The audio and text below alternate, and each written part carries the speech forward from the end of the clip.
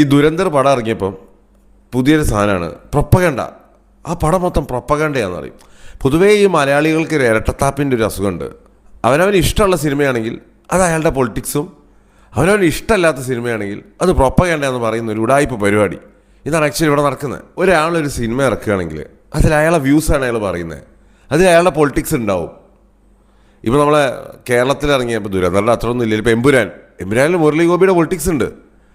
അതിൽ കാണിക്കുന്ന പല കാര്യങ്ങളും പല പോലെ അതിൽ കൃത്യമായിട്ടൊന്നല്ല കാണിക്കുന്നത്. അപ്പോൾ നമുക്കൊരു പടം ഇറങ്ങി പടത്തിൻ്റെ ടെക്നിക്കാലിറ്റി വെച്ചിട്ടൊക്കെയാണ് അവലോകനം ചെയ്യുന്നതെങ്കിൽ ഈ പറഞ്ഞ പോലെ നിങ്ങൾക്ക് അങ്ങനെ ആ രീതിയിൽ ആസ്വദിക്കുക.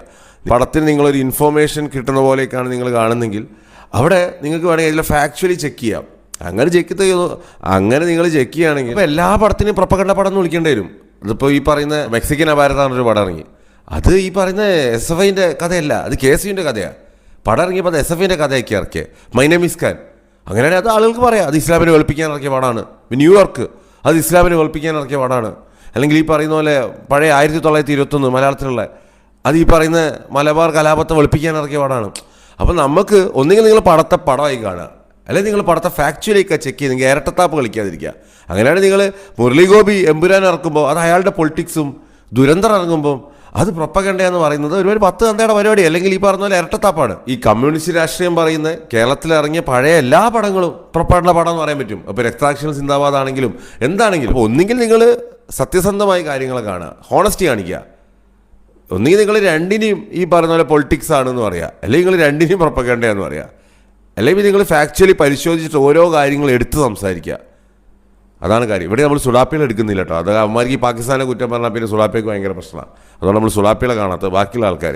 എറ്റ് ദ എൻഡ് നമ്മൾ നോക്കുന്നുണ്ട് പടം ഹിറ്റായി. ഇപ്പോൾ ദുരന്തർ 1300 കോടി, ഇതെന്തായാലും 2000 കോടി അടിക്കും. പടം ഹിറ്റായി, പിന്നെ അത് അങ്ങനെയാണ് ഇങ്ങനെയാണ് മറ്റൊന്ന് പറഞ്ഞാൽ കാര്യമില്ല. ആളുകൾ പടം കാണാൻ വേണ്ടി ക്യൂ നിൽക്കുക. അപ്പം ഇതൊരുമാതിരി പണ്ട് BJP ത്രിപുരയിൽ ജയിച്ചപ്പം സ്വരാജ് പറഞ്ഞു അയ്യോ ത്രിപുരയിൽ ജനങ്ങൾ തോറ്റു എന്ന് പറഞ്ഞ ലൈനാ. അതിൽ വലിയ കാര്യമൊന്നുമില്ല, അതൊക്കെ ഞൊടിഞ്ഞായ.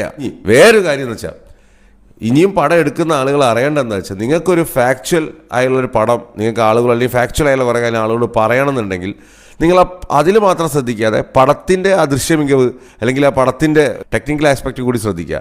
കാരണം പടം ആളുകൾ കാണണമെങ്കിൽ ആളുകൾക്ക് തോന്നണം ഇത് ഭീകരമാണ്. പല പടത്തിൻ്റെയും പ്രശ്നം വെച്ചാൽ അവർ പറയുന്ന കാര്യങ്ങളുള്ളതായിരിക്കും, പക്ഷേ അതിൽ നടന്മാർ പോരാ, പടം ചിലപ്പോൾ വലിയ രസം ഉണ്ടാവില്ല, ആകെ മൊത്തം ഒരു സുഖം ഉണ്ടാവില്ല. അപ്പോൾ നമുക്കതൊരു ചുമ്മാ ഒരു വേറെന്തോ പോലെ ഫീൽ ചെയ്യും. സോ ആ പടം എടുക്കുമ്പം ആ പെർഫെക്റ്റ് ആയിട്ട് എടുത്തു കഴിഞ്ഞാൽ ആളുകൾക്ക് പടം എൻജോയ് ചെയ്യാൻ പറ്റും, പടം ഹിറ്റാവുകയും ചെയ്യും, നിങ്ങളുടെ ആ വ്യൂ ആളുകളിലേക്ക് കൺവേ ചെയ്യാനും പറ്റും. സോ ഇതും കൂടി എല്ലാവരും മനസ്സിലാക്കുന്നത് നല്ലതാണ്.